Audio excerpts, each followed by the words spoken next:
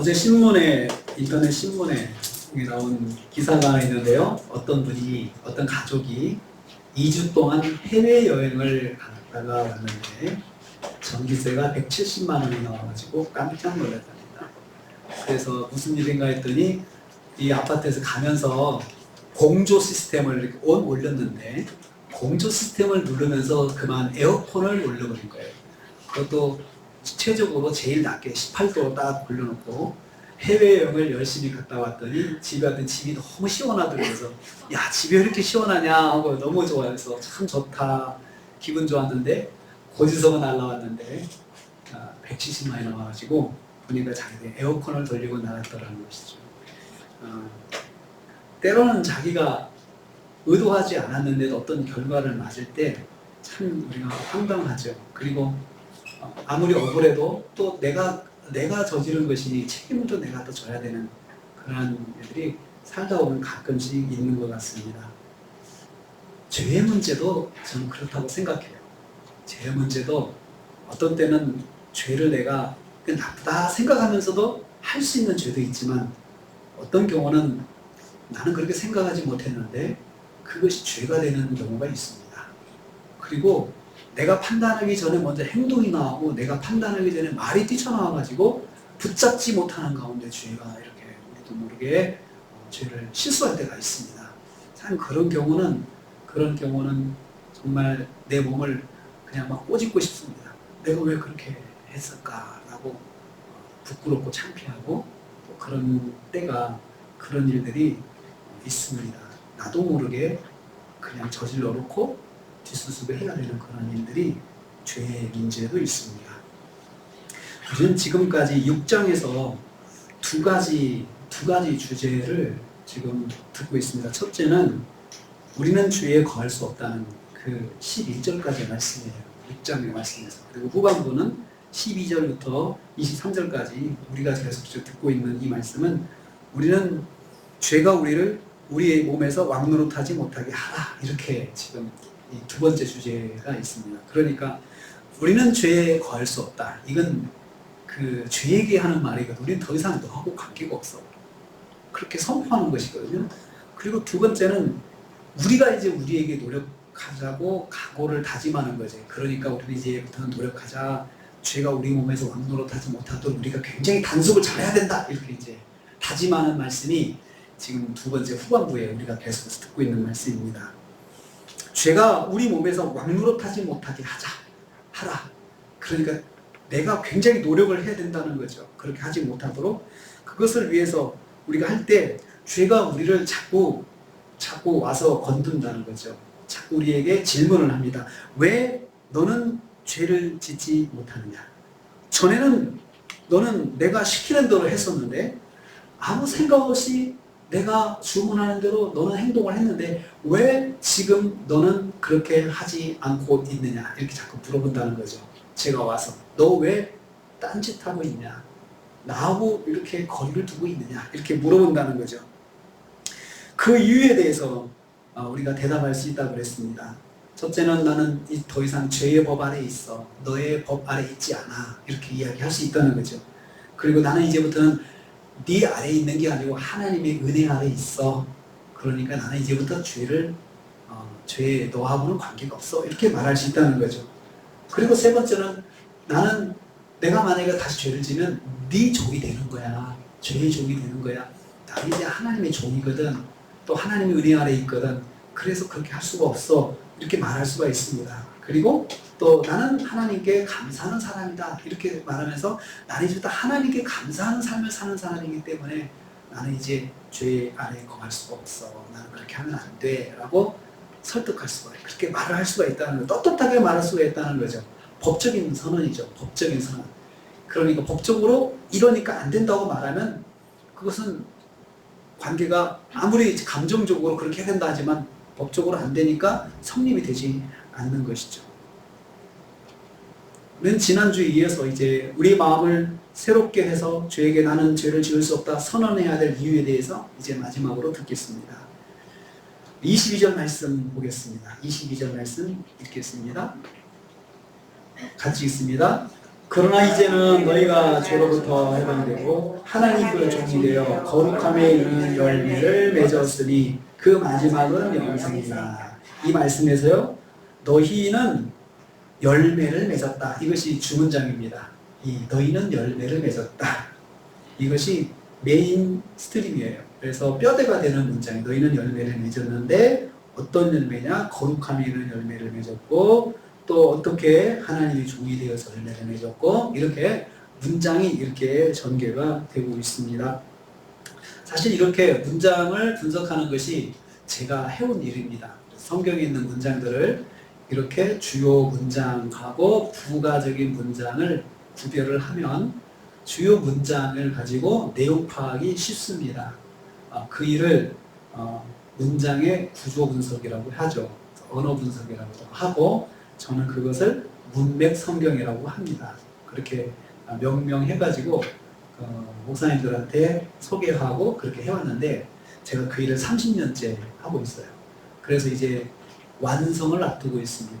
에스겔서가 또 긴 책으로 하나 남아있는데 에스겔서 절반이 끝나고 에스겔서를 다 하면 이제는 거의 다 끝나게 돼요. 그래서 신약은 이미 여기 돼 있고 구약도 시섬의 지에서 욥기시대 장은종 아가서까지 돼 있고 또 선지서도 이사야 예레미야 다 만들었고 그리고 에스겔하고 소선지서 다 만들었어요. 그래서 몇 권만 남아서 금년도 후반기면은 이 문장 분석의 성경이 다 끝나게 될 것 같아요.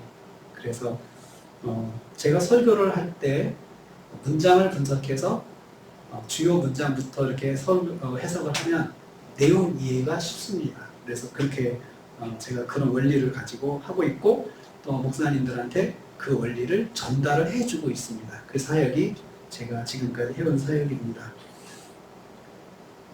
22절 말씀은 너희는 열매를 맺었다. 너희는 열매를 맺었다. 이것은 우리가 이제는 죄의 종으로 이 죄의 종, 죄가 나를 주장하지 못하도록 만들어야 하는 해야 하는 다섯 번째 이유로 되는 문장입니다. 왜냐하면 이제는 너희가 열매를 맺었기 때문에 너희가 이제는 열매를 맺었다. 우리가 열매를 얻었기 때문에 이제는 죄를 지을 수가 없어요. 죄의 열매를 맺는 게 아니고 우리한테는 이제 새로운 열매가 있어요. 그 열매를 가지고 있는 사람이 죄의 열매를 가지는 것은 안 된다는 거예요. 안 된다는 거예요. 여기서 너희는 구원받은 성도를 말합니다. 성도는 열매를 얻은 자입니다. 열매를 얻었다는 말이 열매를 한번 생각을 해보면 열매는요 가시적이죠. 그리고 구체적인 결과죠. 열매의 특징이죠. 열매는 눈에 보여요. 사과 열매, 사과나무가 열매를 맺었다. 그럼 사과가 있고 그것이 눈에 보이고 내가 만질 수 있죠. 그리고 그것을 거두어서 나눌 수가 있어요. 열매는 나눌 수가 있잖아요. 쪼개서 둘이 먹을 수도 있고 네 조각을 내면 네 명이 먹을 수도 있고 그 다음에 많은 열매를 가지고 거두어서 열매는 일부는 내가 갖고 그리고 나머지는 다른 사람한테 전달해 줄 수 있잖아요. 전해줄 수 있잖아요. 그게 열매가 가지는 특징인데 우린 열매를 맺었는데 그 열매는 구체적으로 구원의 열매를 말합니다. 우리는 구원의 열매를 맺은 자들이에요. 이미 구원의 열매를 갖고 있는 사람. 그래서 우리의 구원이 이제 열매로 남아있다는 거죠. 이미 확보가 되어 있고 우리가 소유하고 있는 것이에요. 이 구원의 열매가 추구하는 것이 뭐냐면 22절 다시 보면은 거룩함에 이르는 열매라고 있어요. 거룩함에 이르는 열매. 그러니까 이 열매의 특징이 뭐냐면 거룩이에요. 거룩. 거룩이라고 하는 말이 하비오스는 다른 말로 성화라고도 이야기를 하고 또 하나님의 품성에 가까워지는 것을 말합니다. 그러니까 하나님을 닮아가는 것. 이렇게 행동을 보면 저 사람의 행동을 통해서 하나의 이미지가 생각이 나는 거예요. 하나의 이미지가. 그게 바로 하나님이라는 거죠. 이게 바로 우리가 거룩함의 열매라는 뜻이에요. 그래서 이 사람의 행동을 보면 거기에서 하나의 이미지가 딱 떠오르는데 하나님의 이미지, 저 사람 하나님 믿는 사람, 저 사람 교회 다니는 사람 이런 이미지를 보여주는 그런 열매라는 거예요. 그래서 우리가 신앙생활을 오래 할수록 우리의 생활 속에서 우리의 행동을 통해서 이미지가 딱 드러나게 돼 있다는 거죠. 드러나야 정상이라는 거죠. 우리의 이미지가 딱 보면서 어떤 사람은 좀 사기꾼 같아. 딱 그렇게 이야기하는 사람 있잖아요. 사기꾼 같다. 말을 들으면서 이미지를 딱 떠오르는 저 말이 꼭 사기꾼 투 같다라고 이야기하는 거 있잖아요. 사기꾼 같다. 이것도 하나의 이미지죠. 이미지죠. 오랜 동안 그 사람의 어떤 말투를 통해서 그렇게 볼 수가 있다는 거잖아요. 그런데 성도는 구원받은 성도는 그 사람의 행동을 통해서 이미지가 하나님, 이 사람 하나님 믿는 사람인가? 이렇게 연결해서 생각할 수 있는 이런 사람이 되었다는 거죠.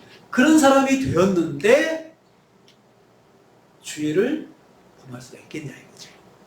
나는 이미 그런 열매를 맺고 있는데 그런 열매로 이제 자꾸 내가 도전하고 그런 열매를 맺으려고 자꾸 시도하고 있는데 내가 죄의 열매를 맺게 되면 이건 어울리지 않는다는 거죠. 그럴 수가 없다는 거죠. 그래서 신앙생활을 할수록 하나님의 성품에 가까워지는 성장이 있는 사람이 바로 성도들입니다. 하나님의 품성에 가까워지는 거죠. 그것이 성숙이라고 이야기해요. 성숙. 처음에는 성장을 하다가 성장은 지식이 자꾸 들어갈 때 성장을 합니다. 지식. 그래서 성경적 지식을 자꾸 알게 되면 성장을 하게 돼요. 그래서 하나님이 이런 분이고 이런 이제 지식이 쌓이게 되죠. 그러면서 믿음의 성장이 이루어지는데 어느 단계에 가면 지식이 더 자라지 않습니다. 거의 비슷한 지식이 이제 머물게 되고 그 다음부터는 성숙하게 된다고 하는 거죠. 그것이 삶에 묻어나는 것이고 그 사람에게 보여지는 이미지가 형성이 되는 것을 성숙이라고 해요. 성숙, 이미지. 성도가 얻은 열매의 내용 그것은 이제 22절 후반부에 이렇게 그 마지막은 영생이라 거룩함의 열매를 맺었는데 그 열매 끝이 뭐냐? 영생이라. 마지막이 영생이다. 영생의 열매를 끝에 가지게 된다는 거죠. 거룩함의 열매를 맺다가 그 맨 마지막에 영생의 열매로 종지부를 찍는다는 거죠. 여기서 영생의 열매라고 했어요. 영생을 얻는다고 하지 않고 영생의 열매라고 표현했어요. 그러니까 이 영어의 표현이 가지는 뜻이 각각의 의미가 있습니다. 영생의 열매라는데 영생은 추상적인 것이 아니고 손을 잡아 확인할 수 있는 것이라는 거죠. 영생의 열매는 추상적인 게 아니에요. 그러니까 영생의 열매는 다른 말은 천국에 가는 거잖아요. 천국에서 영원한 삶을 사는 것이 영생이잖아요. 그런데 그것이 추상적이고 관념적인 것이 아니라는 거죠. 그것은 구체적으로 열매처럼 만질 수 있고 그리고 누릴 수 있고 그래서 내가 그 속에서 거할 수도 있고 하는 그런 실제적인 현장이 있는 것이 그게 바로 천국이라는 거죠. 영생은 추상적인 것이 아닙니다. 막연하게 존재하는 것이고 영생의 삶은 모든 성도에게 구체적으로 실현되고 실제적 삶으로 경험할 수 있는 것이 바로 영생의 삶입니다. 그래서 우리가 구원을 단지 관념적으로만 생각하는 그것은 성경적이지 않습니다. 관념적인 구원, 관념적인 영생. 그래 나는 그냥 영생할 수 있어 라고 하는 그 관념적으로 인정하는 단계까지 가는 것. 그것만 생각하는 그것은 성경적인 바른 믿음이 아니에요. 영생은 실제적으로 내 삶 속에 이루어진다고 생각을 하는 거죠. 우리가 이 세상을 떠나면 그 영생의 삶은 이루어져 라고 생각하고 우리가 세상을 떠날 때도 우리는 찬송을 부르는 이유가 뭡니까? 우리는 영생의 삶이 이어지기 때문에 찬송을 부르면서 그 나라로 들어가는 거죠.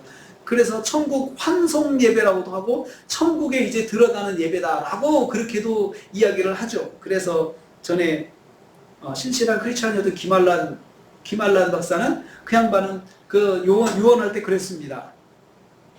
자기의 죽음 울지 마라. 그리고 자기 장례식을 천국 환송 예배로 해달라라고 하면서 거기에 많은 지인들이 오게 되면 거기서 천국에 대한 이야기를 좀 하게 해주십시오. 목사님에게도 부탁하고 천국의 이야기를 해주시고 내가 먼저 가서 늘 천국에 대해서 소개해 주시고 그러면서 거기서 찬송을 불러달라는 그런 부탁을 했다고 그래요. 여러분 이것이 영생의 열매를 확신하는 사람의 모습이에요. 그렇지 않으면 죽음이 원통하고 비통하고 고통스러운 그런 삶의 체험이죠. 마지막 체험이죠. 원통하고 비통하죠. 이제 더 이상 살 수 없으니까 원통하죠. 이 많은 것들을 내가 누리지 못하고 간다. 얼마나 억울하겠습니까? 그런데 그것은 그분의 천국관이 영생의 열매라는 천국관이 아니기 때문에 그렇습니다. 또한 영생의 열매가 가지는 의미는 나눔의 기쁨입니다. 나눔의 의미가 있습니다. 그래서 영생의 열매다라고 표현할 때는 영생이라고 하는 것은 열매로서 나눌 수 있는 가치라는 거죠. 열매처럼 나눌 수 있는 가치다. 그래서 우리가 복음을 전하잖아요.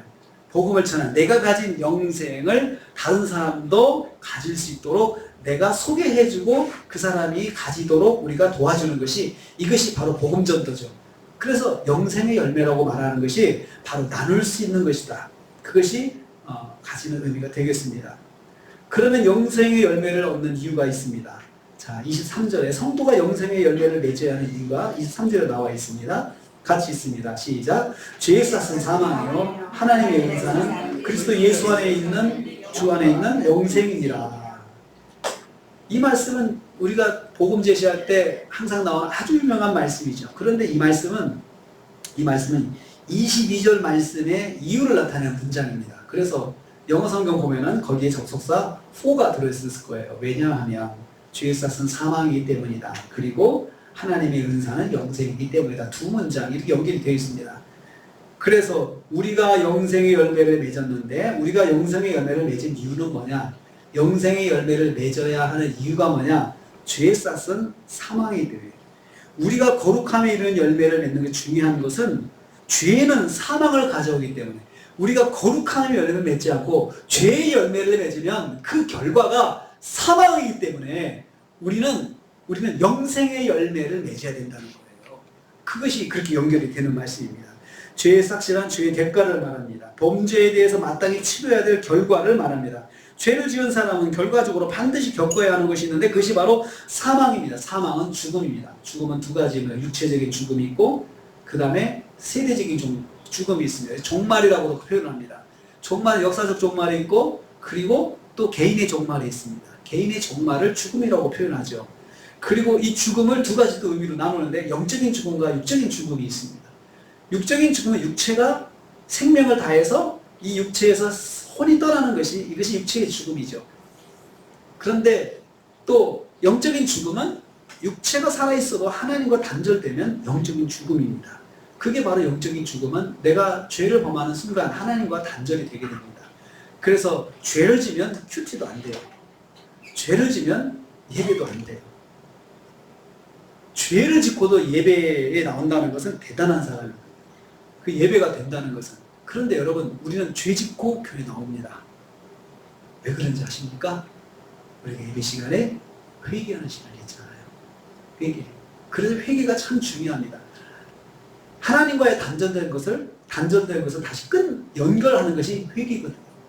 단절을 연결하는 것이 회개입니다. 그래서 내가 하나님 앞에 나가서 기도하고 예배할 때는 반드시 회개하는 시간이 필요한 것입니다. 죄의 결과는 이처럼 철저한 것입니다. 죄를 지으면 사망이 옵니다. 영생의 열매와 사망은 공존할 수가 없습니다. 나는 영생의 열매도 맺고 사망의 열매도 맺지 두 개는 절대로 공존할 수가 없습니다. 영생의 열매를 맺는 사람은 사망의 열매가 가까이 할 수가 없어요. 사망의 열매를 맺는 사람은 영생의 열매가 가까이 할 수가 없어요. 그래서 두 개가 공존이 안 되기 때문에 둘 중에 하나가 우리 삶 속에 있어요. 내가 죄에 거하면 하나님과 단절이 이루어지고 그리고 영생의 열매가 멀어져요.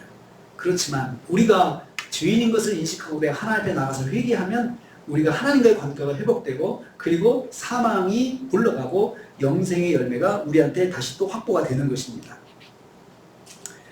두 번째로 23절 말씀에 영생의 열매의 두 번째 이유가 있습니다. 하나님의 은사는 영생이기 때문이다.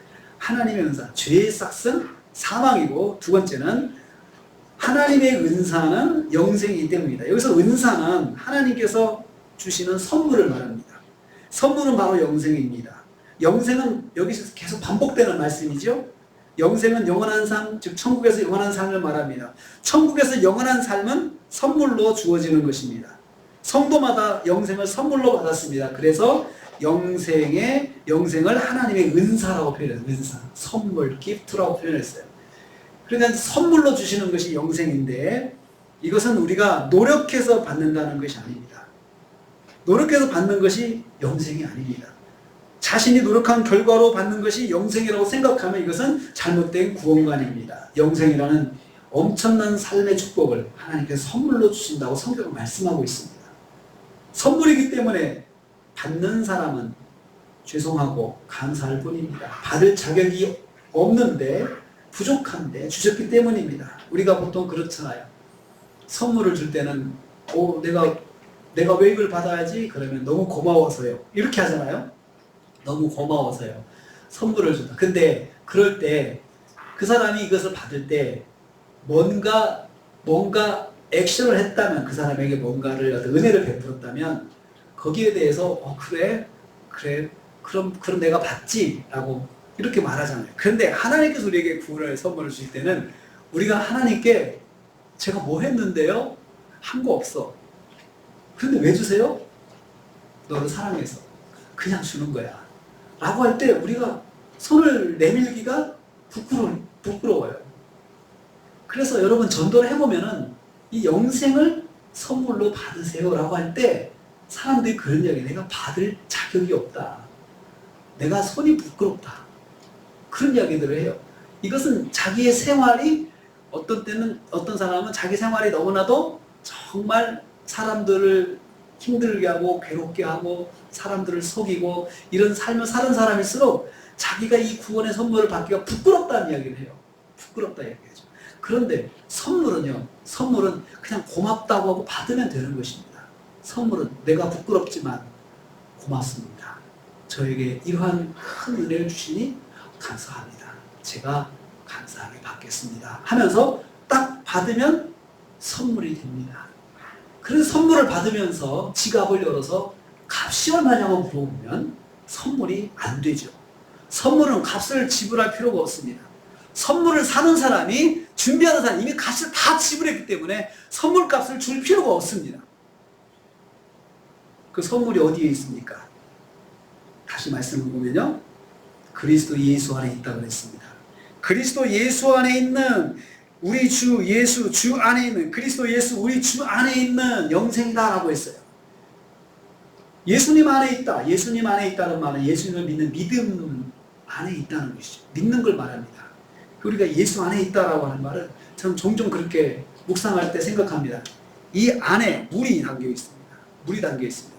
그럼 물이 이 안에 있다라고 하죠. 물을 빼고 이 안에 내가 들어있다라고 하면 어떻게 되는 거죠? 어떻게 되는 겁니까? 이 컵이 가는 데마다 따라다니죠. 계속 가죠. 여기다 놓으면 여기 가고, 이쪽에다 놓으면 이쪽으로 가고, 안에 있다는 그런 뜻입니다. 내가 예수님 안에 있다는 것은 예수님이 이쪽으로 가시면 나도 따라가고, 이쪽으로 가시면 이쪽으로 나도 따라가고, 예수님께서 또 어떻게 하시면 나도 똑같이 따라가고, 그것이, 그 다른 말로 하면 그 예수님 말씀대로 따라가고 순종하는 것을 말합니다. 그것이 예수님 안에 있다는 거죠. 예수님 안에 있는 사람에게 영생의 선물이 있습니다. 이것은 예수님 안에 있는 것이 영생의 조건이라는 말이 아니고, 예수님 안에 있는 걸 보면 그 사람이 영생의 선물을 갖고 있다는 것을 확인할 수 있다는 것이죠.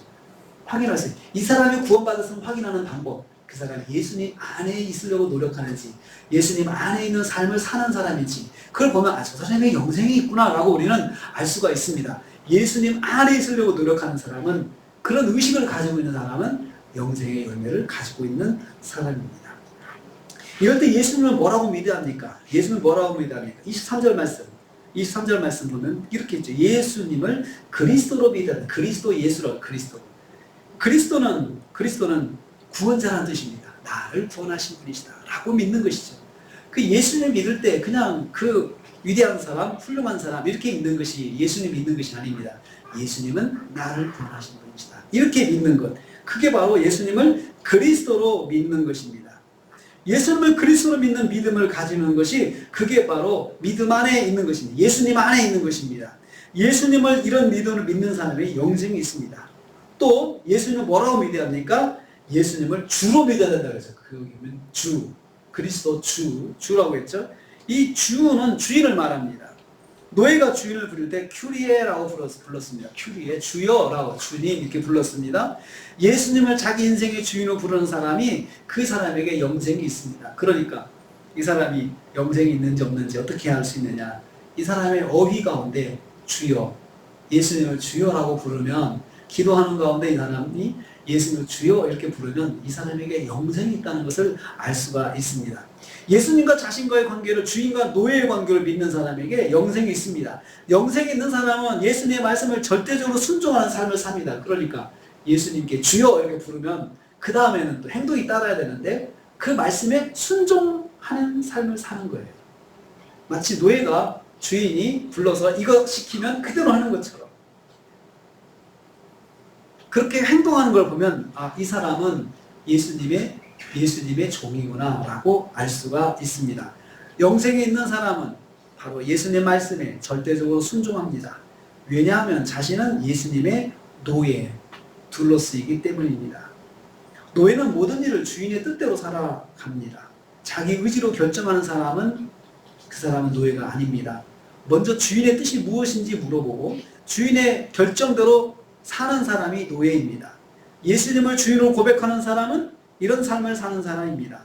예수를 믿는다는 것이 바로 이것입니다.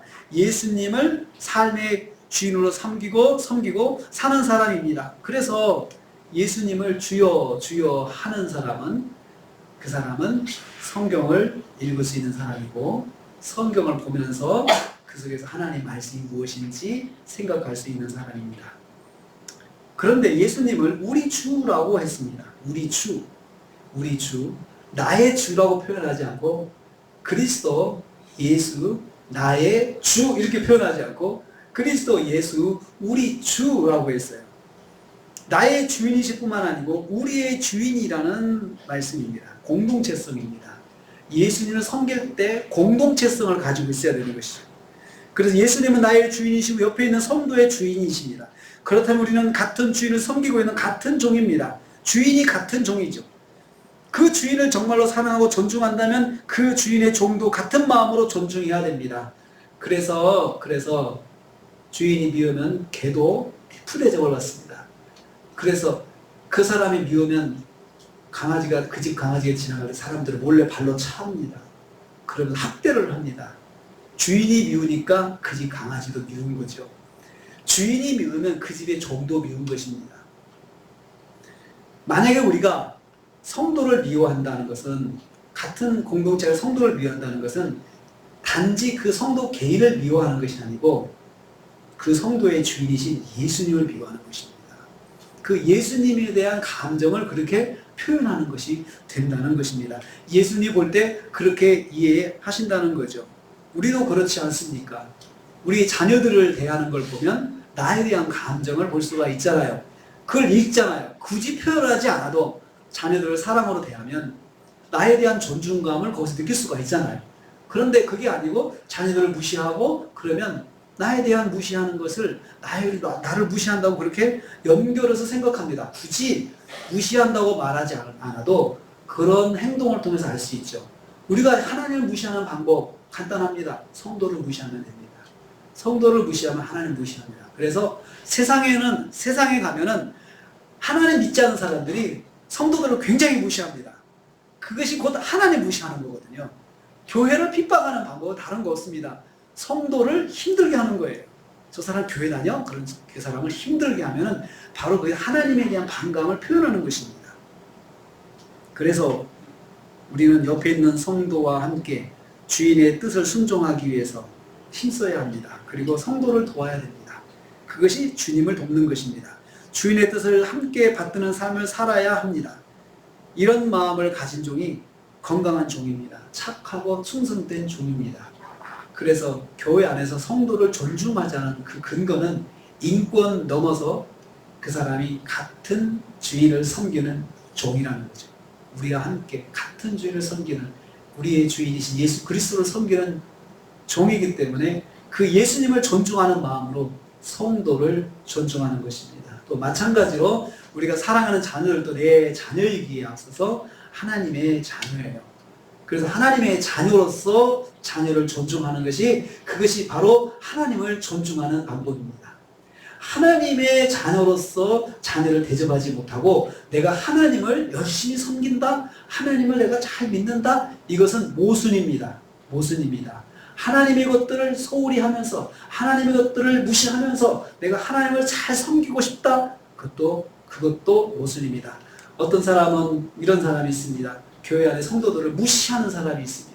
굉장히 무시하는 사람이 있습니다. 믿음도 부족하고 뭣도 못하고 그래서 무시하죠.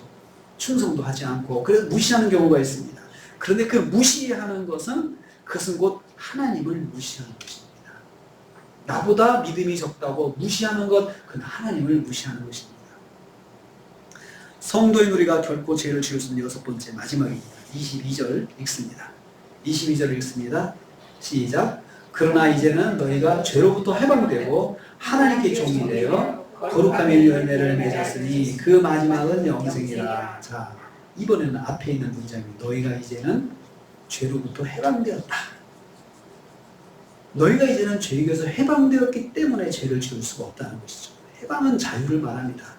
묶여있지 않고 자유롭다는 거죠. 전에는 죄에 묶여 있었습니다. 죄에 묶여 있어서 끌려다닐 수밖에 없었어요. 죄는 죄를 낳는다고 하잖아요. 그게 묶여있기 때문에 그렇습니다. 그런데 이제부터는 죄로부터 자유입니다. 죄에 묶여있지 않습니다. 우리가 예수 안에 있습니다. 그렇기 때문에 이 사실을 우리가 꼭 기억해야 합니다. 언제 우리가 해방이 되었습니까? 이제 해방되었다. 이제가 언제입니까? 예수 그리스도가 십자가의 죽으심으로 구원을 받았음을 믿는 지금입니다. 믿고 있는 지금입니다. 믿고 있는 지금은 해방이 되어 있다는 것을 꼭 기억하십시오.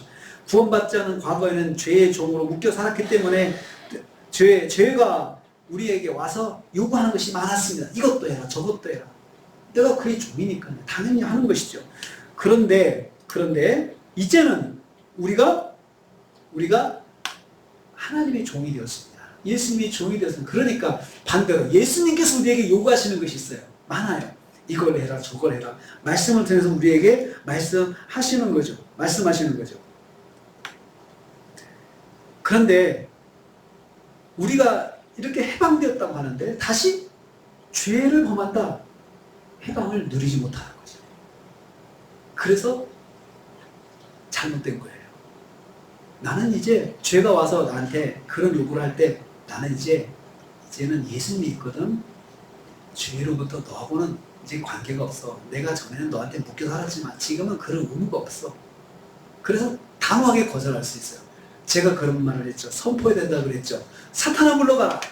사탄아 물러가라. 이렇게 선포하면요. 그냥 순간 없어져요.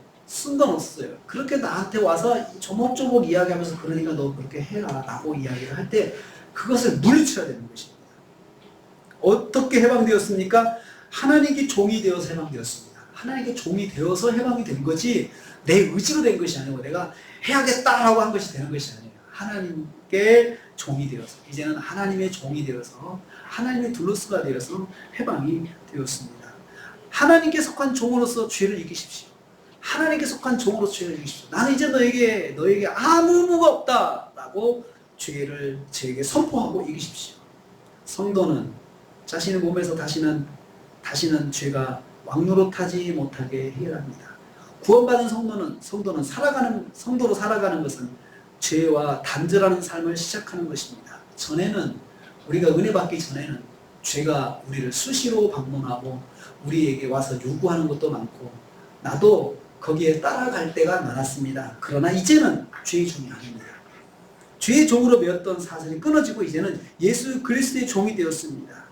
그러므로 이제는 죄가 나를 전처럼 지배할 수 없습니다. 지배하는 관계가 아니라는 것이죠.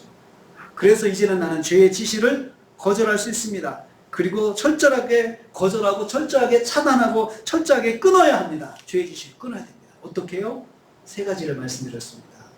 첫째는 내 몸을 죄에게 내놓지 마라. 죄의 현장에 자꾸 내놓지 마라. 나를. 현장으로 내가 들어가지 마십시오. 자꾸 사람들을 디스하는 현장에 내가 들어가지 마십시오. 거기서 주님 저는 아무 소리 안 하게 해주십시오. 이렇게 할 수가 없습니다. 저는 그 사람들하고 어울리지만 저는 아무 소리도 않고 지나다가 오겠습니다. 그 사람들은 그렇게 하지만 저는 그 속에서 아무것도 안 하고 저는 중립을 지키다가 나오겠습니다. 이렇게 할 수가 없습니다. 나를 내놓지 마십시오. 13절에 그렇게 했습니다. 의지적으로 죄에게 자신을 열지 말아야 된다. 경계를 풀어서는 안 된다. 두 번째는 하나님께 나를 드려라. 하나님께 자꾸 나를 드리려고 애써야 되죠. 그래야 그 행동으로 나타나야 죄가 가까이 오다가 멈칫하죠. 아, 제가 하나님께 열심히네. 그런데 내가 죄에게 나를 내놓지도 않으면서 하나님의 일도 열심히 안 하면 그게 이제 나를 찾아올 수 있는 그런 건수가 돼요. 오해가 되는 거죠. 제가 행동은 안 하지만 제가 마음속에 그런 걸 가지고 있구나. 그래서 나를 찾아오는 것입니다. 그러나 그것을 못하게 하려면 거룩하신 하나님께 내 자신을 내놓아야 됩니다. 그럴 때 내 자신을 내놓는다 이렇게 표현을 했죠. 하나님의 말씀을 듣고 하나님의 말씀을 적극적으로 묵상하고 하나님의 말씀을 적극적으로 읽고 그리고 말씀을 살려고 노력하는 것, 이게 하나님께 나를 내놓는 것입니다. 이렇게 하면 죄가 나를 주장하지 못합니다. 그게 바로 노력하는 것입니다. 세 번째는 나는 죄를 지을 수 없다. 선포하라고 그랬죠. 이 선포에 대한 말씀을 지금까지 들은 것입니다. 선포하라. 사탄아 물러가라. 그렇게도 하지만 나는 이제부터는 죄와는 상관이 없는 사람이다. 이렇게 선포하라는 거죠. 선포는 능력입니다. 여러분, 선포는 능력이죠. 예수님도 사탄에게 사탄아 물러가라 이렇게 말씀하셨어요. 사탄아 물러가라 단호하게 말씀하셨어요. 그럴 때 사탄이 물러갔습니다. 그냥 내가 단호하지 못하면 죄에 대해서 단호하지 못하면 죄가 나를 오해를 합니다. 제가 뭔가 마음속에는 조금은 미련이 있구나 이렇게 생각을 하는 거죠. 선포해야 됩니다. 죄가 자신을 넘볼 생각조차 못하도록 하는 것이 바로 선포입니다. 자신이 성도임을 선포하고 섣불리 죄가 가까이 하지 못하게 만드십시오. 또 말씀으로 선포하십시오. 주님이 나와 함께 하셔 이렇게 선포하십시오. 그리고 나는 이제부터 하나님의 자녀야 선포하십시오. 이렇게 죄가 나를 주장하지 못하고 죄가 쩔쩔매는 성도가 되시기를 축복합니다. 그래서 죄가 쩔쩔매는, 나한테 오면 죄가 여러 가지 눈치를 보면서 죄를 어떻게 할까 눈치 보다가 쩔쩔매는 사람이 되어야 하는 것이죠. 죄가 없는 건 아닙니다. 주변에 오지만 나한테 오면 당하고 다시 물러가고 쩔쩔매고 물러가고 이렇게 만들어야 합니다. 그렇게 죄에게 내놓지 말고 하나님께 나를 적극적으로 내놓고 그리고 선포해서 제가 왕노릇하지 못하는 성도가 되길 주님의 이름으로 축복합니다. 기도하겠습니다. 주님 감사합니다. 우리는 이제 결코 죄가 왕노릇하지 못하는 성도라고 말씀해 주셨습니다. 이 사실을 깊이 알고 죄에게 나를 내놓지 않게 하여 주옵소서. 죄의 분위기와 죄의 영역에서 의도적으로 떠나게 하옵소서. 그리고 오직 나를 하나님께 드리게 하옵소서. 말씀을 가까이 하고 말씀에 순종하는 삶을 살게 하여 주옵소서. 그리고 나는 결코 죄를 지을 수 없다고 수시로 선포하게 하옵소서. 그래서 죄가 쩔쩔매는 성도가 되게 하옵소서. 모든 말씀 예수님의 이름으로 기도하옵나이다. 아멘. 지금은 우리 주님 예수 그리스도의 은혜와 하나님 아버지의 말로 다 할 수 없는 살아가심과 성령님의 감동 교통 충만히 이루하심이 죄가 나를 다시는 주장하지 못하고 우리가 죄의 종로로 타지 못하도록 내 자신을 하나님께 드리고 선포하는 삶을 살기로 다짐하는 성도들 머리 위에 가정과 생활 위에 교회의 모든 기관들 위에 함께하지 못했지만 여러 흩어지는 형제자매들 위해 우리 대한민국의 선교사님들 가정과 사회 위에 지금부터 영원토록 함께 있을지어다. 아멘.